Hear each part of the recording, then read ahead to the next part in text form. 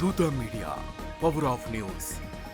హిందువులు మౌని అమావాస్య అనే మంచి రోజున అమృత స్నానం కోసం ప్రయోగరాజ్ వెళ్లారు. కానీ మోడీ మాత్రం ఢిల్లీ ఎన్నికల రోజు మంచి రోజని భావించారు. అందుకేనేమో మోడీ ఢిల్లీ ఎన్నికల సమయంలో పుణ్య స్నానానికి వెళ్లారు. ఇక ఎన్నికలు ముగియగానే అన్ని ఎగ్జిట్ పోల్స్ బీజేపీ వైపు మొగ్గు చూపాయి. కాంగ్రెస్ శ్రేణులకు ఆప్ ఓటమి అవసరం. అందుకు తమ ఓటు బీజేపీకి కూడా వేసి ఉన్న ఈ ఎగ్జిట్ పోల్స్ ఎగ్జాక్ట్ పోల్స్ అవుతాయి.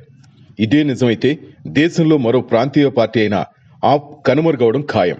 దేశ రాజధాని ఢిల్లీలో హోరాహోరీగా జిగిన అసెంబ్లీ ఎన్నికలకు సంబంధించి ఎగ్జిట్ పోల్స్ వెలువడ్డాయి. 2.5 దశాబ్దాల తర్వాత బీజేపీనే ఢిల్లీ పీఠంపై కూర్చోనున్నట్టు ఫలితాలు తెలిపాయి. అయితే పోలింగ్ ప్రక్రియ ముగిగానే వివిధ సర్వే సంస్థలు ఎగ్జిట్ పోల్ సర్వేలను విడుదల చేశాయి. ఇందులో బీజేపీది అధికారమని చాలా సర్వేలు చెబుతున్నాయి. అంటే అధికార ఆప్కు భంగపాటు తప్పదనేది మెజార్టీ సర్వేలు వెల్లడించాయి.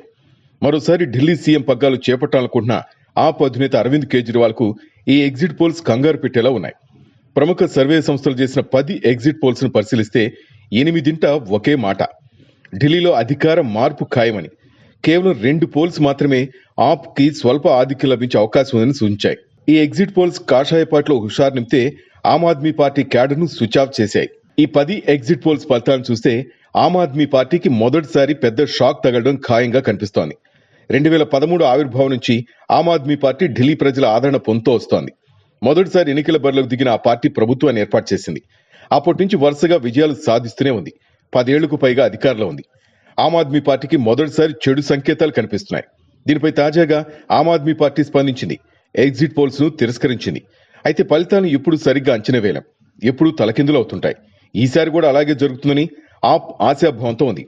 కానీ ఈ ఎగ్జిట్ పోల్స్ ఫలితాలు నిజమైతే ఆమ్ ఆద్మీ పార్టీకి, కేజ్రీవాల్ పొలిటికల్ కెరీర్ కి కష్టకాలం అవుతుంది.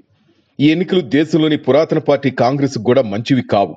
ఆప్ కు ముందు వరుసగా 15 సంవత్సరాల అధికారంలో ఉన్న కాంగ్రెస్ గత 2 సార్లుగా కనీసం ఒక్క సీటు కూడా సాధించలేని పరిస్థితిలో ఉంది. ఈసారి కూడా ఎగ్జిట్ పోల్స్ లో కూడా దానికి అనుకూలంగా ఎలాంటి సంకేతాలు లేవు. బీజేపీ ఎన్నికల్లో తన ప్రచారాన్ని పూర్తిగా ఆమ్ ఆద్మీ పార్టీపై ఉన్న అవినీతి ఆరోపణలపై కేంద్రీకరించింది. గాంధేయవాది అన్నా హజారే అవినీతి వ్యతిరేక ఉద్యమం నుంచి ఉద్భవించిన ఆప్ పై బీజేపీ మాత్రమే కాదు, కాంగ్రెస్ కూడా దాడి చేసింది. ఢిల్లీ ఎక్సైజ్ పాలసీ కేసులో ఆప్ పలువురు ప్రముఖ నాయకులు జైలుకు వెళ్లడం కూడా ఆ పార్టీని దెబ్బతీసింది.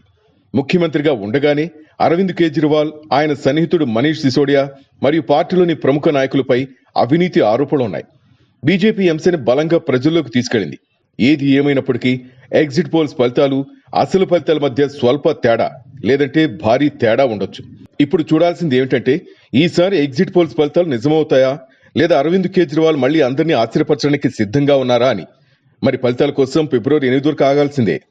For more updates please subscribe Dootha media.